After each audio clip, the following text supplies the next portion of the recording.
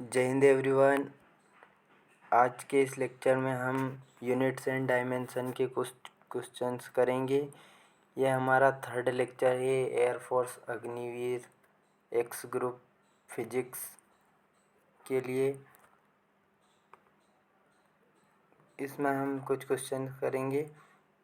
Question number 1 से start करते हैं।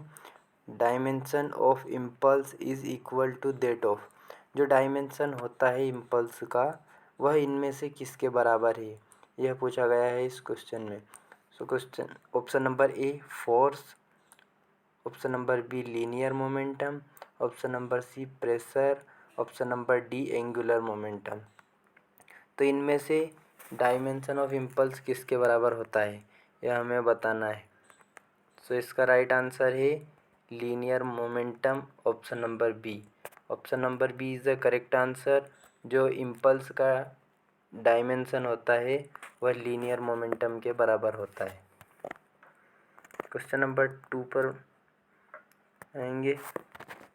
If the energy E of a photon is equal to H V, where v is the frequency and h is the Planck constant, the then dimension of Planck constant। इसमें Planck constant का dimension formula पूछा है। A M L square T minus 3, B है M L square T minus 2, C है M L square T minus 1, M L inverse L square T minus 3।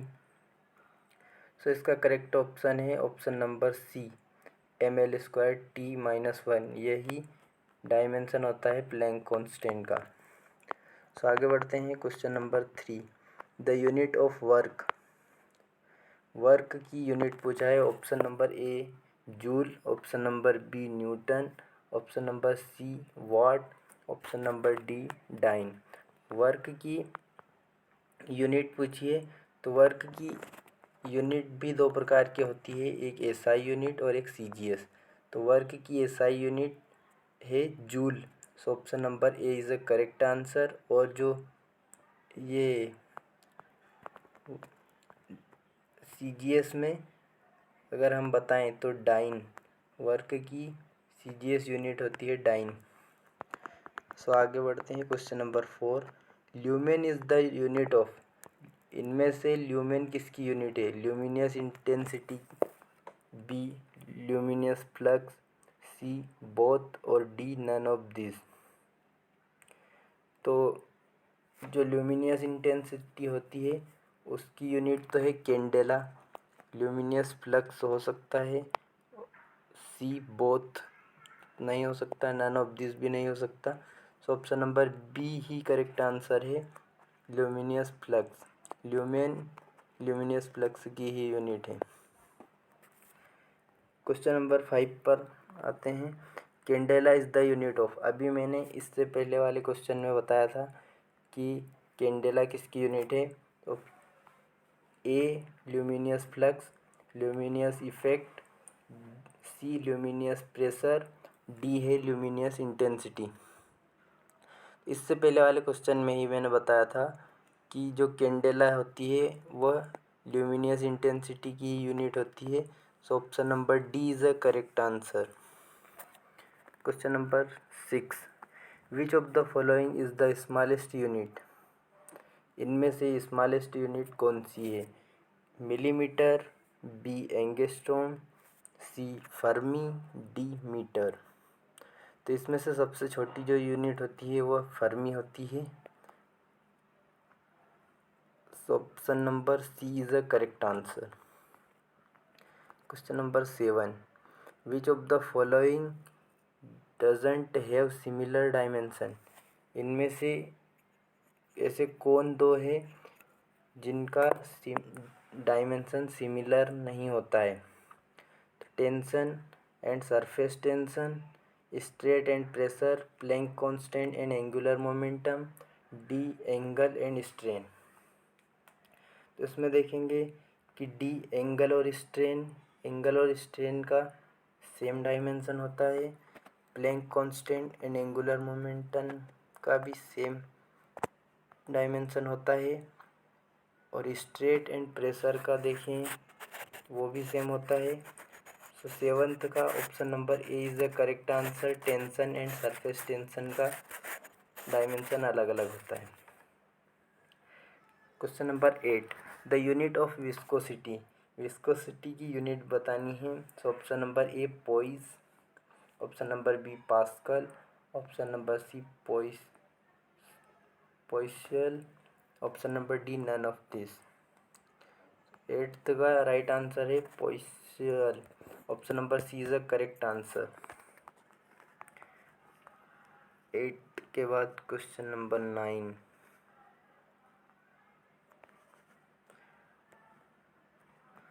Question number 9 में पूछा है decibel is the unit of physical quantity used for. तो decibel से हम earthquake नापते हैं, जिसे हिंदी में कहते हैं भूकंप की तीव्रता। तो option number A speed of light, option number B intensity of heat, option number C intensity of sound, option number D frequency of radio wave. So question number 9 का राइट ऑप्शन होता है option number C intensity of sound, क्योंकि भूकंप में intensity of sound ही मापी जाती है। Question number 10, the SI unit of temperature. तो टेम्परेचर की एसआई यूनिट बतानी है। Option number A kelvin, B Celsius, C Fahrenheit, D joule. तो इसका राइट आंसर है, क्वेश्चन नंबर 10 का राइट आंसर है option number A kelvin. Temperature की होती है kelvin. Question number 11, which of the following is incorrect.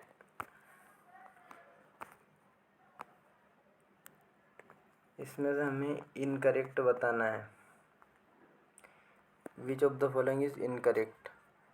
All derived quantity may be represented dimensionally in the term of base quantity. Option number B, a base quantity cannot be represented dimensionally in terms of other base quantities. The dimension of derived quantity is never zero in any base quantity. The dimension of base quantity in other base quantity is always zero. 11th का option number C is the correct answer. The dimension of a derived quantity is never zero in any base quantity. Question number 12, what will be the SI unit of mechanical power। Mechanical power की SI unit बतानी है। Option number A joule, option number B watt, option number C newton second, option number D joule second. 12th का answer है option number B watt. Mechanical power की SI unit watt होती है। आगे बढ़ते हैं। Question number 13, which of the following is not match. इनमें से कौन सा मैच नहीं है। तो option number A decibel unit of sound, option number B horsepower unit of power, nautical mile unit of distance, Celsius unit of heat. तो decibel unit of sound सही है। Horsepower unit of power ये भी सही है। Option number C है nautical mile distance unit of distance, ये भी सही है। Option number D not match पूछा ना, तो हाँ option number D is the correct answer. Celsius unit of heat. Celsius unit of heat नहीं होती है, unit of boiling, unit of boiling water. Option question number 14 पर बढ़ते हैं। इन SI unit of force newton. SI unit force की SI unit newton होती है। Is given by where M stand for metre and S stand for second. Question number 14 का answer बताना है। Option number A 1 newton 2 kg metre second square, B option 1 Newton 1 kg metre second square, option number C 1 newton equal to 4 kg metre second square. Option number D 1 newton 3 kg metre second square. तो इसका correct answer है इस option number B, जो 1 Newton होता है वह 1 kg metre second square के बराबर होता है। Question number 15, which one of the following pair does not have same dimension. इनमें से कौन से दो पेयर का सेम डायमेंशन नहीं होता है। Potential energy and kinetic energy, density and specific gravity, focal length and height, gravitational force and frictional force. तो potential energy and kinetic energy का तो सेम डायमेंशन होता है। डेंसिटी एंड स्पेसिफिक ग्रेविटी, इनका same dimension नहीं होता है। Focal length और हाइट का भी सेम डायमेंशन होता है। Gravitational force and frictional force का भी सेम डायमेंशन होता है। So answer option number B is the correct answer. Density and specific gravity का ही सेम डायमेंशन नहीं होता है। इसी के साथ हमारा लेक्चर आज यहीं ख़त्म होता है। अंत तक बने रहने के लिए बहुत बहुत धन्यवाद। अगर आप हमारे चैनल पर नए हैं तो चैनल को सब्सक्राइब करें, वीडियो को लाइक करें और दोस्तों में शेयर करें। धन्यवाद।